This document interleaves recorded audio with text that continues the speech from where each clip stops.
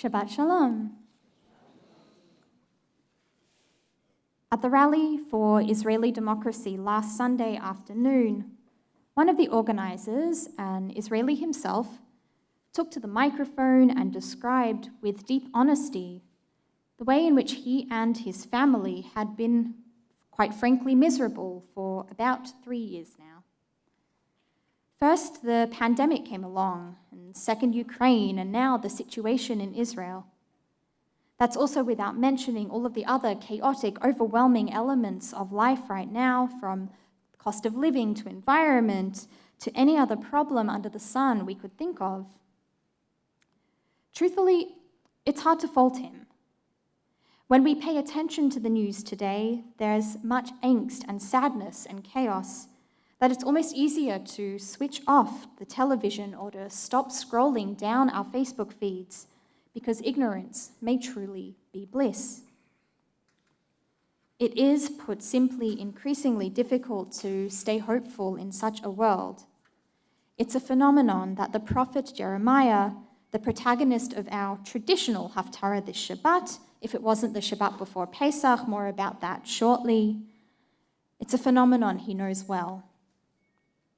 Rabbi Meir Glasser, in a new publication by the Central Conference of American Rabbis entitled Prophetic Voices, Renewing and Reimagining Haftarah, teaches us that in the section of Jeremiah we would normally chant tomorrow morning, we notice the negative tone that he uses when he speaks on God's behalf.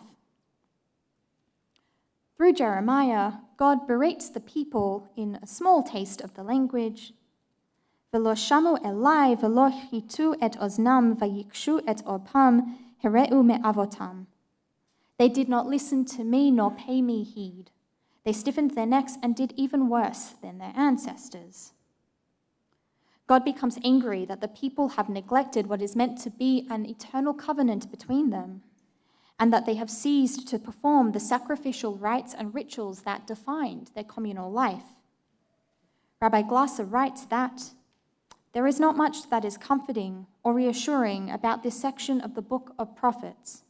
It is difficult and even painful to relate to a God who is incredibly disappointed in us and angry about our actions. In our world today, it may be that same pain and anger and disappointment which make it so hard to feel hopeful, and which made our Israeli friend feel so miserable. There's nothing comforting, to use Rabbi Glasser's word again, nor is there anything comfortable in this admonishment. In outlining these same sacrificial rites referred to in our Haftarah, our parasha this Shabbat, Tzav, tackles discomfort in a different, confronting way. Chapter 8 of Leviticus outlines the elaborate and gory ritual that Aaron and his sons partake in as they are inducted as priests. In great detail, we learn of the blood of the bull offering being poured onto the altar, the fat and entrails being burned to nothing but smoke, and of the blood of a second offering, a ram, being put on the ridge of Aaron and his sons' right ears, the thumbs of their right hands, and the big toes of their right feet, and then vayizrok, splattered across the sides of the altars.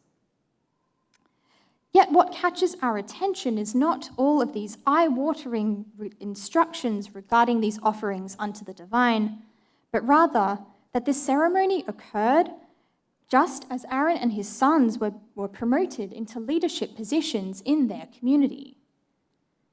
In these positions, they would have no choice but to pay attention and no choice but to care. That meant a certain level of responsibility, a certain level of living with discomfort, and no option for ignorance to mean bliss here. At this point, we might ask ourselves, in the world we live in today, how do we find comfort when we feel compelled by all sides to take on the responsibility to solve problems that seem crushing or insurmountable, and, as the infamous saying went during my time in rabbinical school, find comfort in the discomfort? As we rapidly approach Pesach, a teaching from our Haggadah might be to simply stay curious.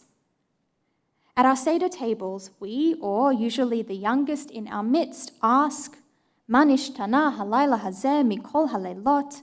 Why is this night different from all other nights?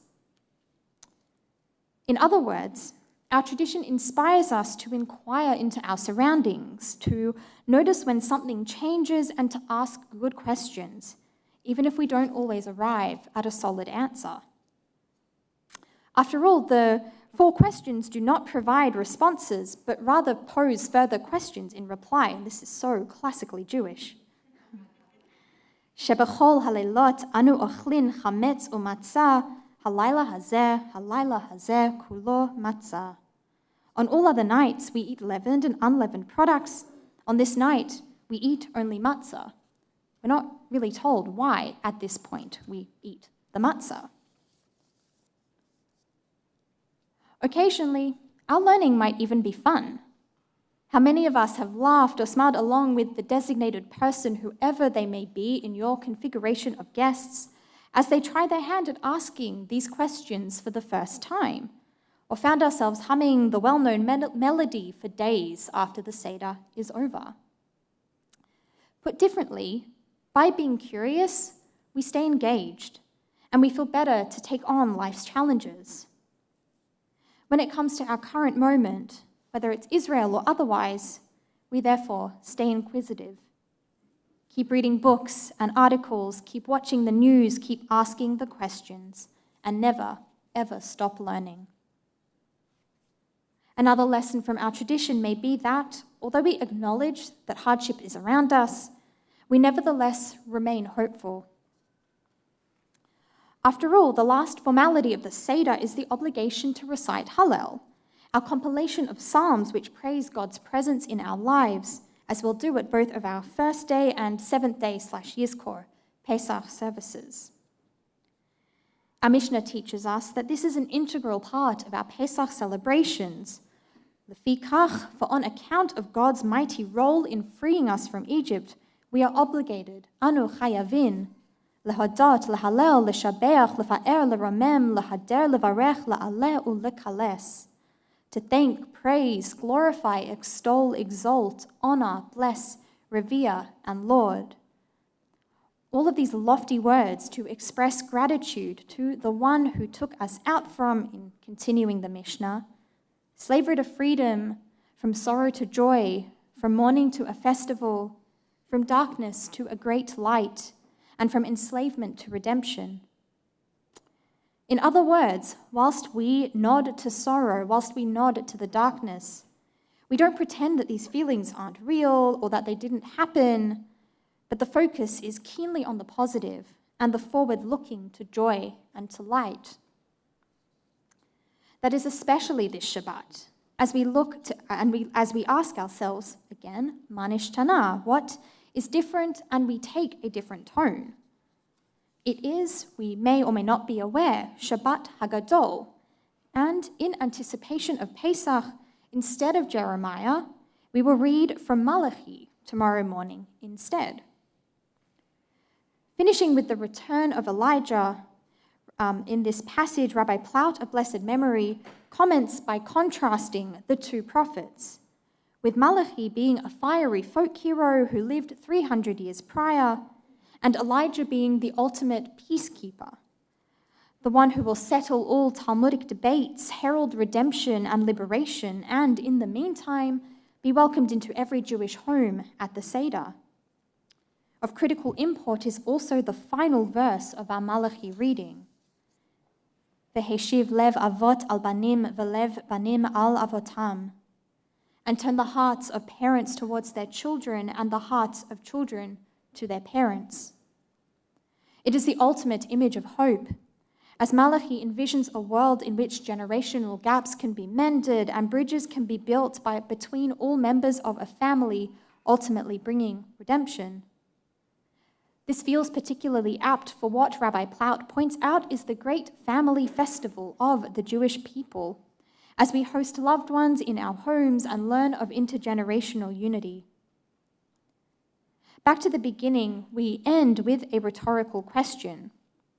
What gave me hope at this rally?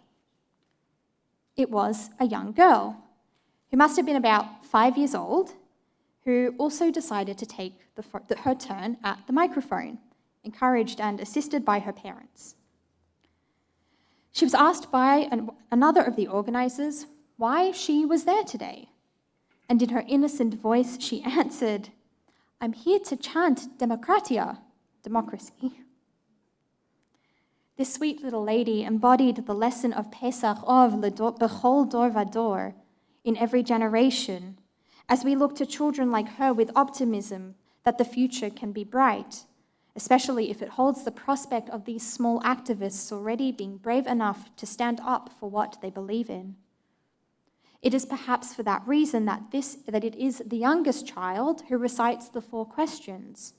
The reason why we place this emphasis on Bechol Dor Vador, and why the gathered crowd was so willing to smile and join our tiny friend as she concluded by leading them in chanting, "Demokratia, demokratia." Therefore, as we enter this Shabbat, let us conclude with a piece of our Shabbat liturgy as we eagerly prepare for Pesach on this Shabbat Hagadol.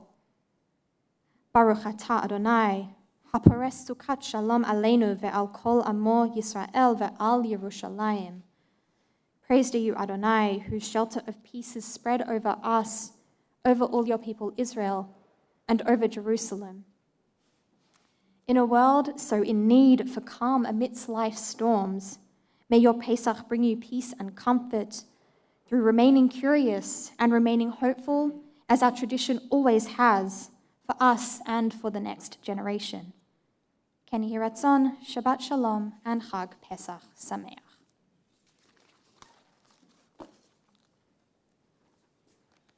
We turn to page 139 and rise